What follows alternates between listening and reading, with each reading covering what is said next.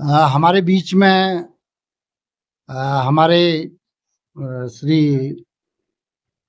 बीजी लंबे समय से जोराशी में प्रतिभा खोज ये परीक्षा यहाँ पर आयोजित कराते हैं। मैं सर्वप्रथम बीजी आपको नमस्कार। नमस्कार। सर आप ये बताइए कि आपकी जो प्राथमिक शिक्षा हुई वो कहाँ से शुरू हुई? वीरेंद्र जी, सबसे पहले आपसे इंटरेक्शन के लिए मैं आपको धन्यवाद देना चाहूँगा। जी सर, मेरी माताजी अपने स्कूल में पढ़ाती थी, तो हम सबसे पहले स्टार्टिंग में हम पटलगांव में रहते थे। जी तब मेरी माताजी वहाँ पर टीचर थी, तो जी कुछ मेरे ख्याल से 2-4 महीने हम पहले चिनौनी के स्कूल में जाते थे। जी उसके बाद से माताजी का हमारा ट्रांसफर हो गया और हमने जोरासी में मकान बना लिया। तब से मैंने प्राथमिक पाठशाला जो जोरासी की है वहीं से 5वीं पास किया। जी उसके बाद से जोरासी इंटर कॉलेज में मैंने अपनी 12वीं की परीक्षा 12वीं तक की पढ़ाई वहाँ पर पूरी करी। जी। इसके बाद 1985 में मैं यहाँ से पास आउट हो गया। अच्छा, दूसरी बात मुझे आप ये बताइए कि आपने आपके मन में ये विचार कैसे आया कि अपने क्षेत्र के बच्चों के साथ कुछ ऐसा कार्य किया जाए कि ये आईआईटी या रुड़की या इंजीनियरिंग या बैंक में निकलें? ये विचार आपके मन में कैसे आया? 12वीं के बाद मेरे को मेरे पेरेंट्स ने एक्चुअली दिल्ली यूनिवर्सिटी में एडमिशन दिलाया था।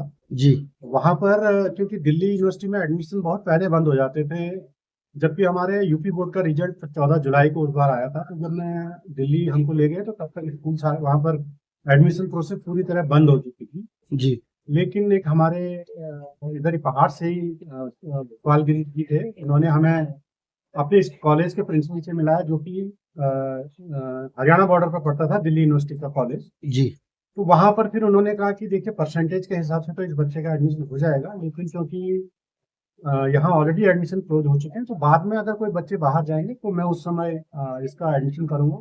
जी तो उस बार मेरा अक्टूबर महीने में जाके वहाँ पर एडमिशन हुआ। वहाँ पे मेरे को प्रॉब्लम आई कि बच्चे जैसे हम तो हिंदी मीडियम स्कूल से पढ़े हुए थे, जी जी और जबकि वहाँ पर ज्यादातर बच्चे मेरे को छोड़ के, एक दो और बच्चों को छोड़ के सभी लोग इंग्लिश मीडियम स्कूल से थे। जी तो वहाँ पर उनके साथ हमें इंटरेक्ट करने में थोड़ा मुश्किल होती थी, और जो टीचर्स थे हमारे वहाँ पर सब इंग्लिश मीडियम में पढ़ाते थे। जी तो जब मैं क्लास में पढ़ता था तो कई बार मेरे कान बंद से हो जाते थे। जी लकीली उस बार 2 महीने की वहाँ पर दिल्ली यूनिवर्सिटी में स्ट्राइक हुई टीचर्स की।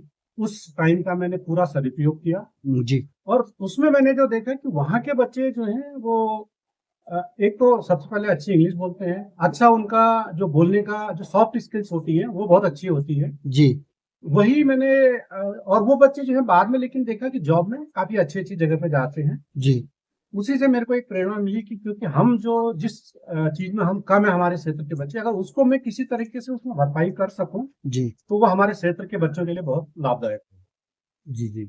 और सर आप मुझे ये बताइए कि आपने कुमाऊं विश्वविद्यालय से भी डिग्री ली है, जी। तो वो आपने कौन से सन में ली और कौन सी डिग्री ली? मैंने जैसे मैं बताया कि दिल्ली यूनिवर्सिटी में 1985 में एडमिशन लिया। जी पहले साल में स्वामी श्रद्धानंद कॉलेज में पढ़ता था, उस बार मैंने वो कॉलेज टॉप किया। उसके जी बाद 1986 में मैं किरोड़ीमल कॉलेज, जो दिल्ली यूनिवर्सिटी का एक प्रतिष्ठित कॉलेज है, जी सर उसमें मैंने एडमिशन लिया।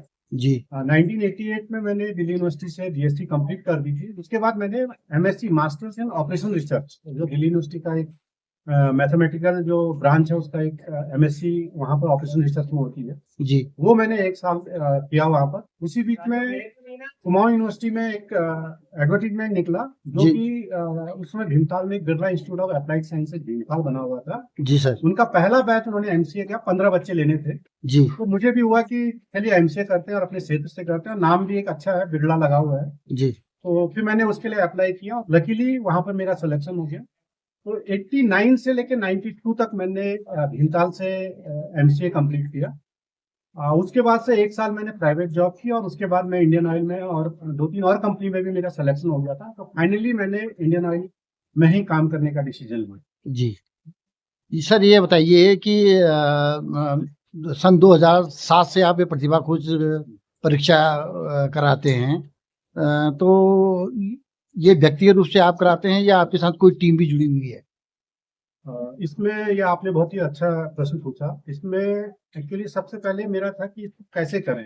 जी। लेकिन हमारे कुछ उसमें हम देखते हैं गवर्नमेंट मशीनरी में जब एनजीओ होते हैं, मैंने कहीं अब मेरा एक्सपीरियंस रहा, उसमें क्या होता है कि उनको पैसा इकट्ठा करना एक बहुत बड़ी समस्या होती है। जी सर। कई बार उनको मेन जो उनका काम है उसकी बजाय उनको अपनी कन्वेंसिंग करने में उनका टाइम निकल जाता है, जी। और जो पैसे जो जिसके लिए उनको मिले हैं वो उसमें नहीं यूज होते, मेनली और कामों में यूज होते हैं। तो इसके लिए मैंने ये डिसाइड किया कि मैं बिना कोई एनजीओ बनाए अपने क्षेत्र के बच्चों के लिए जो मेरे पॉकेट से हो पाएगा वो मैं करूंगा। तो इसके लिए मैंने कोई एनजीओ इसके लिए नहीं बनाया। अच्छा, वर्तमान समय में आप कहाँ किस पद पर हैं और कहाँ प्रतिष्ठित हैं? कौन से शहर में हैं? मैंने इंडियन ऑयल को 1993 में as a management training systems join किया था। तब जी। से मैं इंडियन ऑयल में ही कार्य कर रहा हूँ। विभिन्न जगह पर मैं, जैसे सवाई माधोपुर, चंडीगढ़, लखनऊ, दिल्ली इत्यादि क्षेत्रों में मैं रहा हूँ। वर्तमान में मैं महाप्रबंधक हूँ वहाँ पर, जो सतर्कता विभाग में का काम देखता है। अच्छा, ये मुझे आप ये बताइए कि आ, आने वाले समय में आपका कोई ऐसा विचार है कि उत्तराखंड में कोई रिटायरमेंट के बाद कुछ आपकी कोई कार्य योजना है?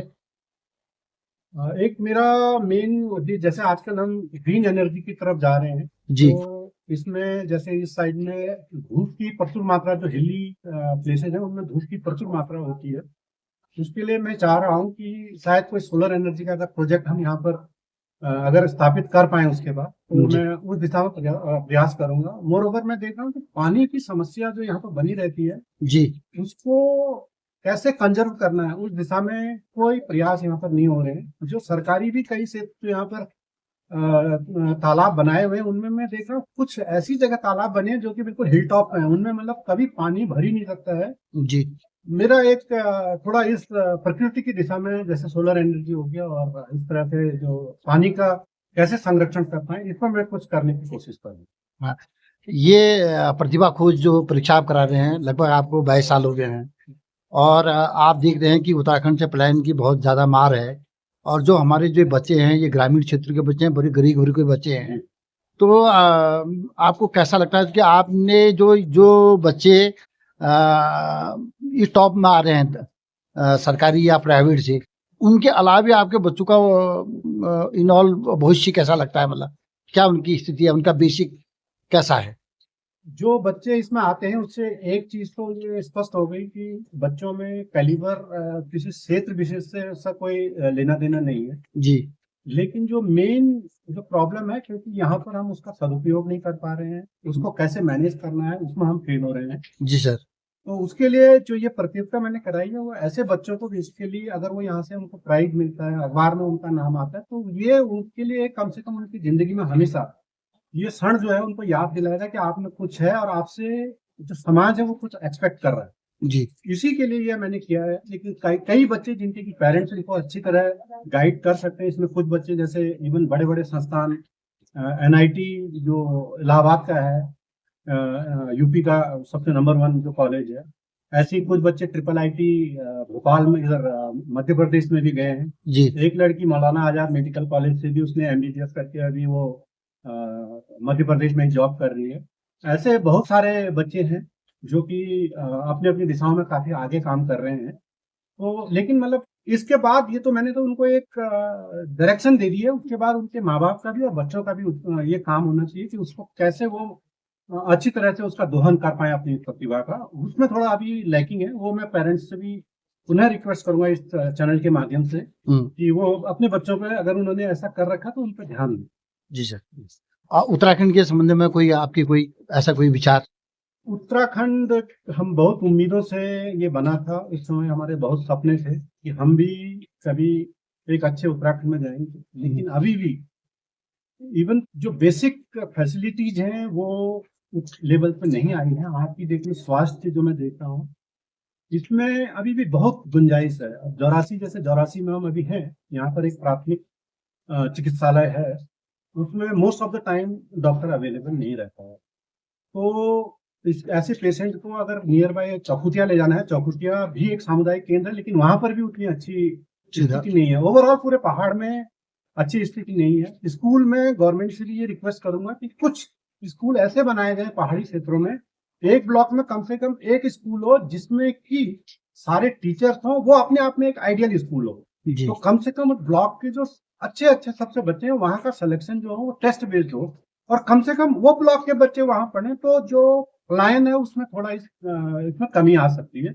ऐसे स्कूल हों और चिकित्सा व्यवस्था, इन दोनों पर अगर ये काम किया जाए तो मेरे ख्याल से हम काफी आगे बढ़ सकते नमस्कार बीजी, बहुत बहुत धन्यवाद आपका, आपने हमको अमूल्य समय दिया। हम आपकी दीर्घायु की कामना करते हैं, स्वस्थता की कामना करते हैं।